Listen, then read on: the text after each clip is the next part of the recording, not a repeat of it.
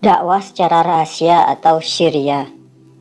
Nabi Muhammad SAW melakukan dakwah syiriah bukan karena takut, melainkan strategi dakwah, di mana Nabi mengantisipasi pengikut Nabi yang masih sedikit dan belum kuat. Di sana terdapat para pengabdi Ka'bah dan tiang sandaran bagi berhala dan patung-patung yang dianggap suci oleh seluruh bangsa Arab. Nabi Muhammad SAW melakukan dakwah syiriah dengan pendekatan personal.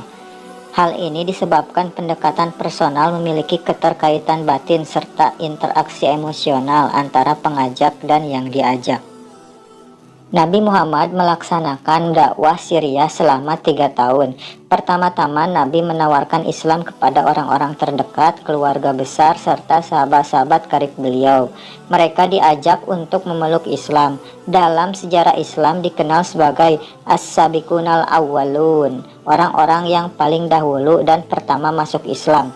Mereka adalah Khadijah binti Khawalid, Ummul Mukminin, istri Nabi Shallallahu Alaihi Wasallam, Zaid bin Harithah bin Syarahil, Ali bin Abi Thalib, sepupu Nabi Muhammad Shallallahu Alaihi Wasallam, dan Abu Bakar Asy-Siddiq, sahabat dekat Nabi Muhammad Shallallahu Alaihi Wasallam. Setelah memeluk Islam, Abu Bakar bersemangat dalam berdakwah mengajak orang-orang masuk Islam. Melalui dakwah beliau, beberapa sahabat masuk Islam, yaitu Utsman bin Affan al-Umawi, Az-Zubair bin al-Awam al-Asadi, Abdurrahman bin Auf, Sa'd bin Abi Waqqas Az-Zuhriyan, dan Talha bin Ubaidillah At-Timi. Kemudian diikuti oleh Bilal bin Rabah al-Habasyi, Abu Ubaidah, Amir bin Al-Aizarah yang berasal dari suku Bani Al-Harith bin Fihr, Abu Salamah bin Abdul Asad, Al-Arqam bin Abil Arqam, keduanya berasal dari suku Makhzum, Utsman bin Maz'un dan kedua saudaranya Qudamah dan Abdullah, serta banyak lagi selain mereka. Mereka itulah yang dinamakan As-Sabiqunal Awwalun. Mereka semua masuk Islam secara sembunyi-sembunyi. Mereka menyembunyikan keimanannya untuk menghindari ancaman dan siksaan kafir Quraisy. Selain diuji oleh faktor eksternal, keimanan mereka diuji oleh faktor internal, yaitu ajaran-ajaran yang diterima Nabi bertentangan dengan kondisi yang ada dan di luar kemampuan otak manusia, seperti peristiwa Isra Mi'raj, peristiwa perjalanan Nabi dari Masjidil Haram ke Baitul Maqdis dan diteruskan ke Sidratul Muntaha dalam 1 hari, peristiwa yang tidak mungkin dilakukan pada waktu itu, di mana kondisi fasilitas transportasi masih menggunakan unta dan kuda. Abu Bakar merupakan sahabat pertama yang mempercayai peristiwa tersebut, sehingga Abu Bakar mendapat gelar Asy-Siddiq. Pada peristiwa Isra dan Mi'raj, Nabi Muhammad SAW mendapatkan perintah menegakkan salat 5 waktu. Dakwah terang-terangan atau jahar. Nabi Muhammad mengundang Bani Hashim dan beberapa orang Bani Al-Muttalib bin Al-Manaf. Nabi menyeru kepada kaumnya menyembah dan berserah diri kepada Allah. Namun semua kerabatnya menentang Rasulullah, hanya Abu Thaliblah yang tidak menentang. Dia tidak masuk Islam, tapi dia mendukung dakwah Nabi Muhammad SAW dan melindunginya dari gangguan kaum kafir Quraisy. Setelah Nabi merasa yakin terhadap dukungan dan janji Abu Thalib untuk melindunginya dalam menyampaikan wahyu Allah, beliau berdiri di atas sofa. Sejak itulah dakwah Nabi terdengar seluruh Mekah. Kemudian turun Quran surat Al-Hijr ayat 94 yang memerintahkan berdakwah secara terang-terangan. Kafir Quraisy berusaha menawarkan untuk mempertemukan Islam dan jahiliyah. Mereka akan mengikuti ajaran Nabi tanpa meninggalkan ajaran mereka. Di lain pihak, Nabi Muhammad SAW dan pengikutnya mengikuti tata cara ibadah mereka tanpa meninggalkan ajaran Islam.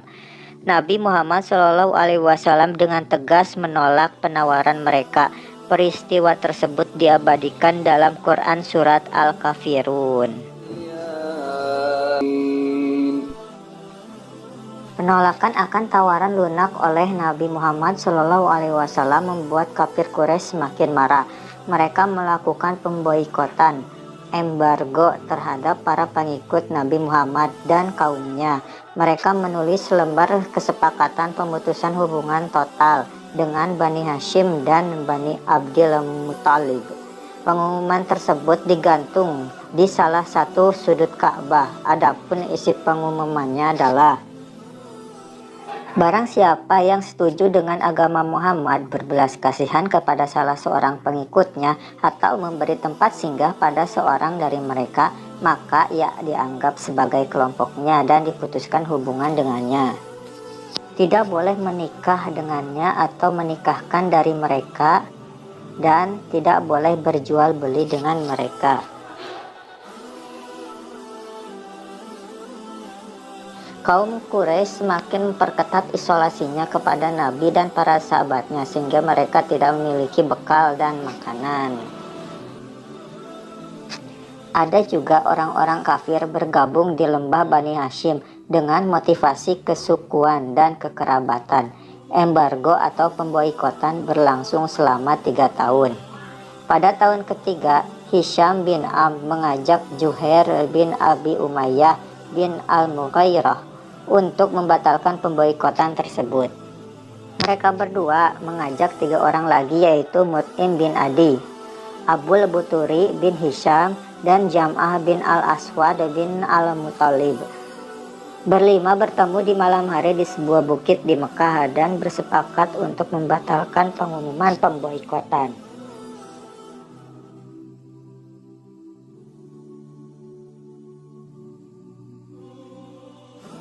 Penindasan pada penyiksaan kafir Quraisy semakin keras, membuat Nabi Muhammad SAW dan pengikutnya berpikir untuk menyelamatkan diri.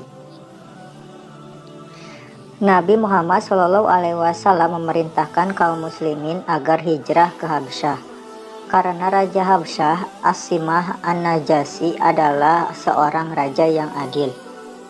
Maka bulan Rajab tahun kelima kenabian, hijrahlah kelompok pertama terdiri dari 12 orang laki-laki dan 4 orang perempuan.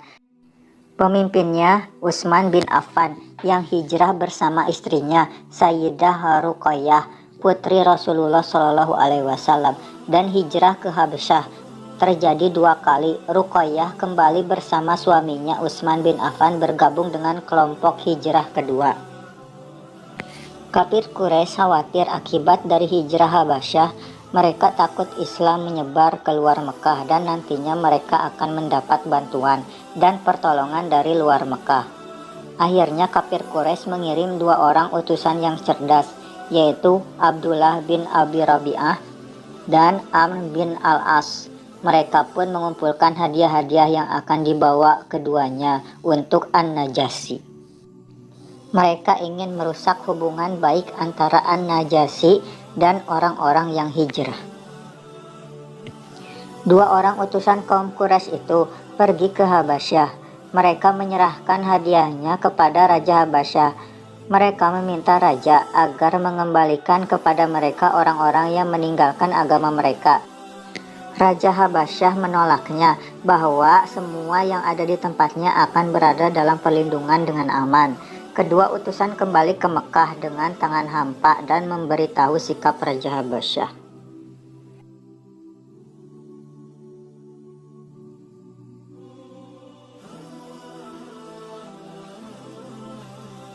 Pada tahun ke-10 kenabian, Nabi Muhammad kehilangan 2 orang yang dicintainya, yaitu Siti Khadijah dan pamannya Abu Thalib. Setelah meninggal keduanya, orang-orang kafir Quraisy semakin berani mengganggu dan menyakiti Nabi Muhammad SAW. Melihat kondisi seperti itu, Nabi bersama Zaid berencana pergi ke Taif, wilayah yang berjarak sekitar 80 km dari Tanah Suci Mekah. Ada beberapa alasan Nabi Muhammad memilih Taif, antara lain: Taif merupakan kota kedua setelah Makkah. Di Taif ada Bani Saqif salah satu suku Arab yang paling kuat. Jika mereka memeluk Islam, maka akan menjadi kekuatan besar yang mendukung dakwah Nabi. Jarak Taif tidak jauh dari Mekah, sehingga orang Islam dapat membantu menyebarkan Islam di Taif dan Mekah.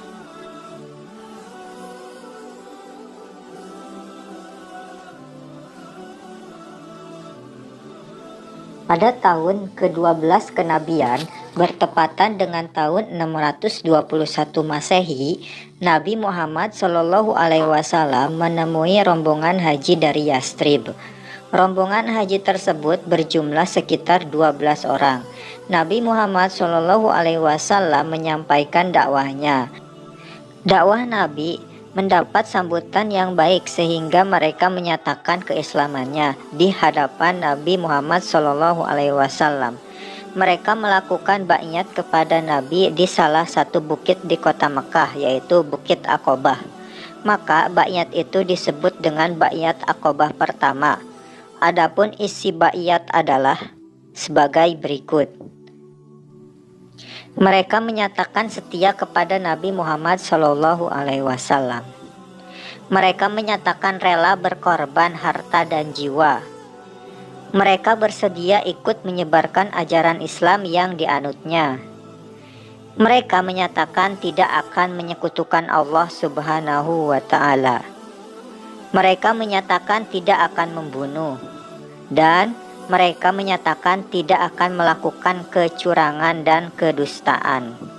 Pada tahun ke-13 kenabian bertepatan dengan tahun 622 Masehi, jamaah Yastrib datang kembali ke kota Mekah untuk melaksanakan ibadah haji. Jamaah tersebut berjumlah sekitar 73 orang.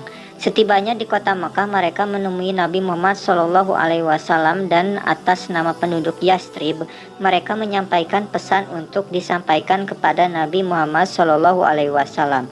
Pesan itu adalah berupa permintaan masyarakat Yastrib agar Nabi Muhammad Shallallahu Alaihi Wasallam bersedia datang ke kota mereka, memberikan penerangan tentang ajaran Islam dan sebagainya. Permohonan itu dikabulkan Nabi Muhammad Shallallahu Alaihi Wasallam dan beliau menyatakan kesediaannya untuk datang dan berdakwah di sana. Untuk memperkuat kesepakatan itu, mereka mengadakan perjanjian kembali di Bukit Aqobah. Karenanya, perjanjian ini di dalam sejarah Islam dikenal dengan sebutan Perjanjian Aqobah II. Adapun isi perjanjian Aqobah kedua ini adalah penduduk Yastrib siap dan bersedia melindungi Nabi Muhammad Shallallahu Alaihi Wasallam. Penduduk Yastrib ikut berjuang dalam membela Islam dengan harta dan jiwa.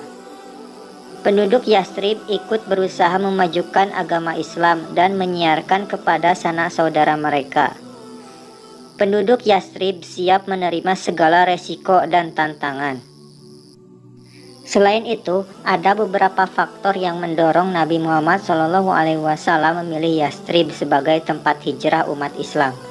Faktor-faktornya antara lain, Yastrib adalah tempat yang paling dekat. Sebelum diangkat menjadi nabi, beliau telah mempunyai hubungan baik dengan penduduk kota tersebut.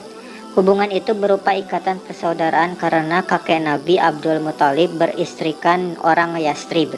Di samping itu ayahnya dimakamkan di sana. Penduduk Yastrib sudah dikenal Nabi karena kelembutan budi pekerti dan sifat-sifatnya yang baik.